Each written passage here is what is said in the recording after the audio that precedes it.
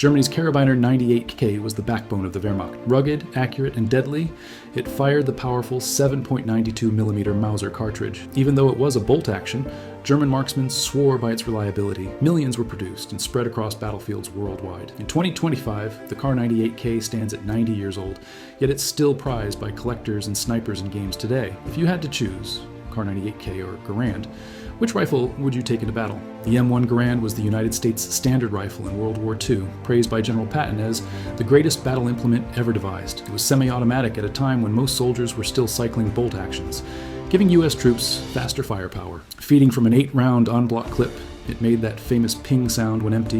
In 2025, this legendary rifle turns 89 years old. Do you think the Garand deserves its title as the best infantry rifle of the war? The British Lee-Enfield No. 4 MK1 was famous for its insanely fast bolt action.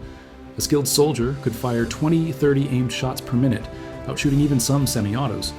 It packed a 10-round magazine, nearly double most rivals. Soldiers trusted it from Dunkirk to D-Day. This rifle is now 84 years old in 2025, yet its design remains iconic. Do you think a bolt action with speed can rival a semi-auto on the battlefield? The Soviet Mosin Nagant is a beast of history. Crude, simple, but incredibly tough. Millions rolled out of Soviet factories. It fired the hard-hitting 7.62 by 54 and was used by legendary snipers like Vasily Zaitsev. Despite being over 130 years old in 2025, it still fires strong today. Some call it clunky, others call it unstoppable. What do you think? Underrated workhorse or outdated relic? Japan's Type 99. Arisaka was stronger than most realize. Chambered in 7.7mm, it had a reputation for being overbuilt, surviving tests that destroyed other rifles. Late war models got crude, but the early ones were solid combat rifles. Today in 2025, the Type 99 is 86 years old, yet still a collector's gem. Do you think the Type 99 deserves more credit than history gives it? The Springfield M1903 was America's old and reliable. It saw use in World War I, and in World War II, it stayed as a sniper rifle with a scope. Accurate and beautifully built, it was loved by Marines and marksmen. It's 122 years old in 2025, yet it still competes in shooting competitions today. Do you think the Springfield M1903 was overshadowed by the Garand, or did it hold its own? The Soviet SVT-40 was ahead of its time, a semi-auto rifle issued when most nations still relied on bolts. It fired the same powerful round as the Mosin, giving Red Army troops serious firepower, but it was expensive and hard to mass produce, so production shifted back to the Mosin. In 2025, the SVT-40 is 85 years old and still admired by collectors. Was the SVT-40 a missed opportunity for the Soviets, or just too ambitious? Germany's Gewehr 43 was their answer to the semi-auto race. Introduced in 1943, it combined Mauser reliability with semi-automatic fire. Though never produced in huge numbers, it gave German troops a taste of modern firepower. At 82 years old in 2025, it remains a rare but iconic piece. Do you think the G43 could have changed the war if Germany had produced more of them? The American Johnson M1941 was unusual, with a rotary magazine and unique recoil system. Some Marines used it early in the Pacific, and it even inspired later rifle designs. While overshadowed by the Garand, it had fans who loved its lighter recoil. Now 84 years old in 2025, it's a rare treasure. If you were in World War II, would you gamble on the experimental Johnson or stick with the trusty Garand? Canada's Ross rifle MK3 was infamous. It was super accurate for sniping, but in the mud and chaos of trench warfare, it jammed constantly. Canadian soldiers often ditched it for Lee-Enfields. By World War II, it was mostly a reserve rifle, but it left a mark. At 115 years old in 2025, the Ross is remembered as both genius and failure. What do you think? Underrated marksman's tool or battlefield disaster? The French MAS-36 was rugged and simple, built for a modern war. With its straight stock and unique spike bayonet, it stood out from other rifles. Though France fell early in 1940, Free French forces carried it through to victory. Now 89 years old, it's a symbol of resilience. Do you think the MAS-36 deserves more recognition in World War II history? The Czech Vizes-24 was one of the best Mauser-style rifles.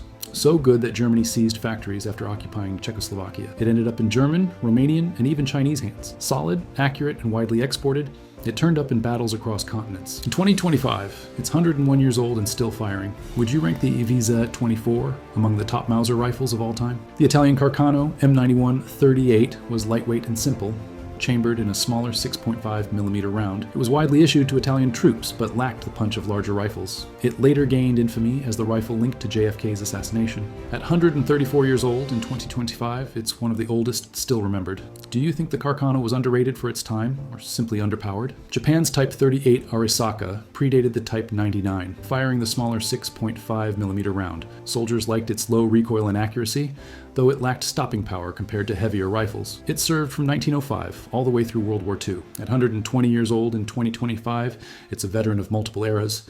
Do you think Japan should have kept the lighter 6.5mm, or was the switch to 7.7mm the right call? The Krag Jørgensen was Norway and Denmark's old warhorse, introduced in 1889. By World War II, it was outdated, but still pressed into service during Germany's invasion of Norway. It had a unique side-loading magazine that was slow but smooth. Now, 136 years old, it's one of the oldest rifles on our list. Do you think the Krag should have been retired long before World War II, or was it still useful in desperate times? Poland's WZ-29 Mauser was a sturdy, locally made Mauser variant. When Germany invaded in 1939, Polish troops fought fiercely with it, even as they were outnumbered. Many captured rifles were reused by the Germans. Today it's 96 years old, a symbol of Poland's struggle. Do you think the WZ-29 should be remembered alongside the famous Mausers of Germany? Belgium's FN 1924-30 was an export superstar, used across Europe, South America, and Asia.